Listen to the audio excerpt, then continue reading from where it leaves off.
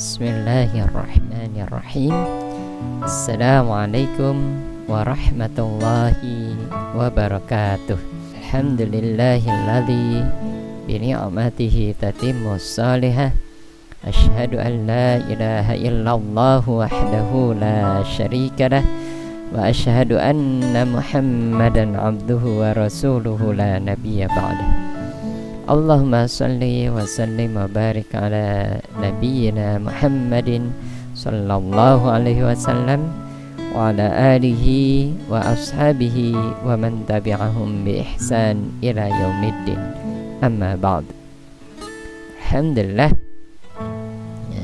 kita panjatkan puji dan syukur kita kehadirat Allah Subhanahu wa taala yang berkat nikmatnya alhamdulillah kita masih dalam keadaan sehat walafiat.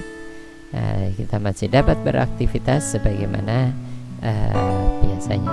Anak-anak yang saleh dan salihah, hari ini kita akan membahas tentang Asmaul Husna Ar-Rahman dan Ar-Rahim. Ya, apa itu Asmaul Husna? Asmaul Husna merupakan nama-nama yang baik, nama-nama yang mulia dari Allah Subhanahu wa taala. Yang kita ketahui ada 99 nama Allah yang mulia. Ya, nama-nama ini menunjukkan kemuliaan dari Allah Subhanahu wa taala. Hari ini kita akan membahas dua nama dari nama-nama Allah atau dari Asmaul Husna, yaitu Ar-Rahman dan Ar-Rahim. Apa itu Ar-Rahman dan Ar-Rahim? Ya, secara arti, ya, Ar-Rahman, ya, Allah yang Maha Pengasih. Nah, apa makna dari Ar-Rahman ini? Ya, secara makna, Ar-Rahman berarti Allah yang Maha Pengasih kepada semua makhluknya, semua yang Allah ciptakan, baik itu manusia, hewan, tumbuhan, baik itu orang yang bertakwa, manusia yang bertakwa maupun yang tidak bertakwa. Allah Maha Pengasih, Maha Pemurah. Ya, Allah memberikan rizki kepada semuanya. Allah memberikan oksigen misalnya kepada semuanya, baik itu orang yang bertakwa maupun tidak.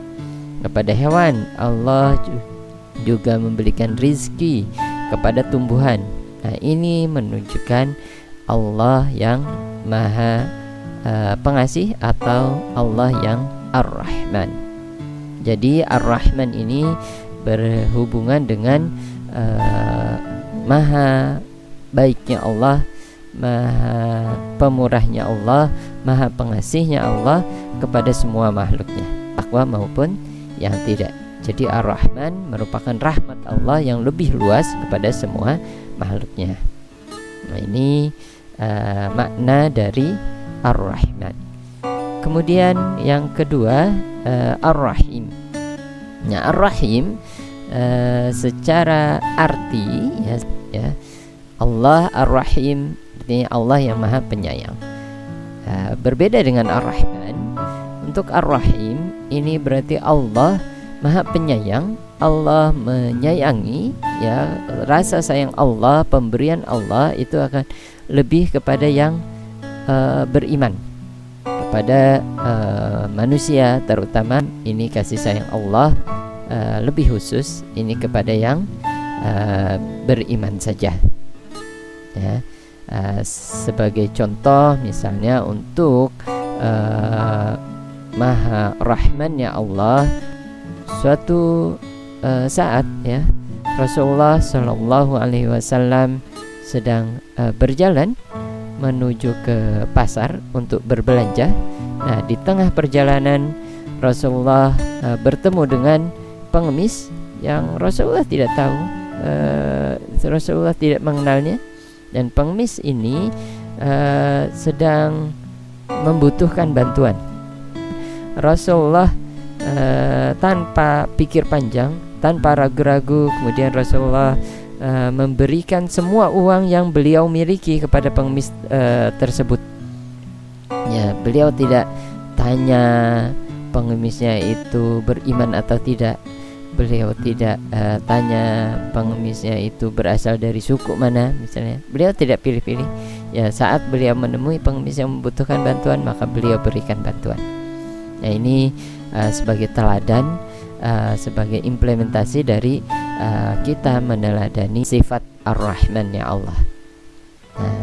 Maka dari sini kita dapat ambil hikmah dari cerita tersebut, dari bagaimana Allah mengasihi semua makhluknya. Kita ambil hikmah bahwa kita tidak boleh pelit, ya. Kita tidak boleh pilih-pilih dalam membantu yang membutuhkan. Baik itu yang membutuhkan bantuan adalah orang yang kita kenal maupun yang tidak kita kenal. Baik itu yang membutuhkan bantuan adalah hewan ataupun tumbuhan. Saat kita tahu mereka membutuhkan bantuan, maka kita segera memberikan bantuan, tidak boleh pelit, gitu ya. Nah, ini teladan dari atau implementasi dari kita meneladani sifat Ar-Rahman ya Allah, ya anak-anak ya. Nah, kemudian bagaimana dengan kalau meneladani sifat Ar-Rahim? Nah, kita bisa misalnya ambil contoh di dalam cerita kehidupan bagaimana Allah menolong orang-orang yang beriman. Ya, misalnya cerita tentang bagaimana Nabi Ibrahim meninggalkan Siti Hajar, ya, dan Nabi Ismail yang masih balita saat itu, yang masih kecil saat itu, di padang pasir yang tandus karena diperintahkan oleh Allah. Nah, kemudian saat perbekalan sudah habis, Siti Hajar mencari air karena Nabi Ismail kehausan. Siti Hajar berlari dari Safa ke Bukit Marwah, bolak-balik berlari sampai 7 kali, ya, bolak-balik. Kemudian Allah menolong Siti Hajar dan Nabi Ismail dengan adanya mata air yang muncul dari hentakan kaki Nabi Ismail. Nah, ini karena pertolongan Allah, bukan semata-mata karena Nabi Ismail hebat gitu ya, tapi karena perbantuan Allah. Dan ini bantuan Allah terhadap orang-orang yang bertakwa. Karena saat itu Nabi Ibrahim melaksanakan perintah Allah meninggalkan Nabi Ismail dan Siti Hajar di padang pasir. Kemudian Siti Hajar dan Nabi Ismail juga bertawakal kepada Allah, beriman kepada Allah, yakin akan pertolongan Allah. Maka kemudian Allah menolong. Nah, ini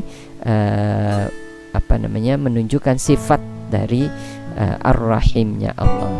Nah, bagaimana kemudian hikmah dan kita meneladani sifat Ar-Rahimnya Allah?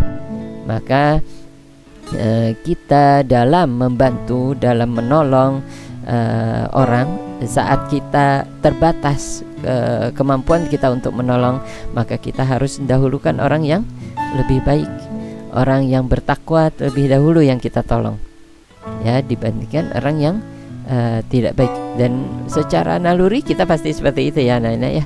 Nah, kita akan lebih cenderung berbuat baik kepada orang-orang yang berkelakuan baik, kepada orang-orang yang sifatnya baik, kepada orang-orang yang suka menolong kita saat dia membutuhkan bantuan, kita menolongnya. Atau contoh lain misalnya dari kita meneladani sifat Ar-Rahimnya Allah, misalnya kita membantu atau orang tua kita memberikan santunan kepada anak yang sedang menghafal Al-Quran. Nah, ini lebih ke meneladani sifat Ar-Rahimnya Allah. Demikian ya anak-anak ya, hikmah dari kita meneladani sifat Ar-Rahman dan Ar-Rahimnya Allah. Semoga bermanfaat dan semoga kita bisa melaksanakan dan kita bisa meneladani, mengambil hikmah dari sifat Ar-Rahman dan Ar-Rahimnya Allah. Jazakumullahu khairan. Assalamualaikum warahmatullahi wabarakatuh.